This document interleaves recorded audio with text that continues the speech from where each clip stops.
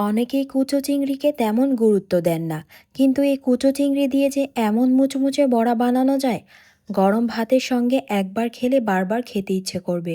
তো এখানে আমি একেবারে ছোট যে গুঁড়া চিংড়িটা আছে ওইটা নিয়েছি।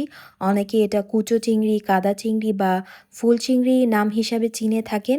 আর এই চিংড়ির দামও কিন্তু অনেক কম। আমি এই চিংড়িগুলোকে খুব ভালো করে ধুয়ে পানিটা ঝরিয়ে নিয়েছি।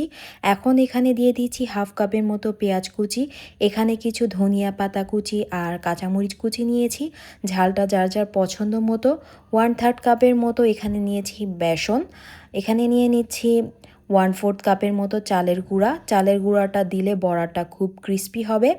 দিয়ে দিচ্ছি 1 চা চামচের মতো আদা রসুন বাটা, 1 চা চামচ গুঁড়া মরিচ, 1 চা চামচ জিরা গুঁড়া, 1 চা চামচ ধনিয়া গুঁড়া। আরও অ্যাড করছি হাফ চা চামচ করে গুঁড়া হলুদ, গরম মশলার গুঁড়া, কালো গোলমরিচের গুঁড়া। এখানে দিয়ে দিচ্ছি পরিমাণ মতো লবণ।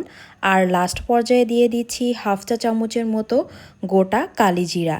এই গোটা কালিজিরাটা দিলে বড়াটা খেতে খুবই ভালো লাগে। তো আমি সমস্ত কিছু খুব ভালো করে মিক্স করতে থাকবো। আমি যেহেতু এখানে কোনো বাটা ডাল ইউজ করিনি, মিশ্রণটা একটু শুকনো লাগছে, তাই এখানে আমি সামান্য পানি দিয়ে মাখিয়ে নেব। এটা আমি খুব আলতো হাতে মাখিয়ে নেব, বেশি জোরে মাখাবো না, এতে করে মাছটা ভেঙে যাবে আর বড়াটা খেতে তেমন ভালো লাগবে না। তো আমার মাখিয়ে নেওয়ার পরে আমি ছোট ছোট বড়া শেপ দিয়ে আমি গরম ডুবো তেলে এক এক করে আমি এই চিংড়ি মাছের বড়াগুলোকে ছেড়ে দেব।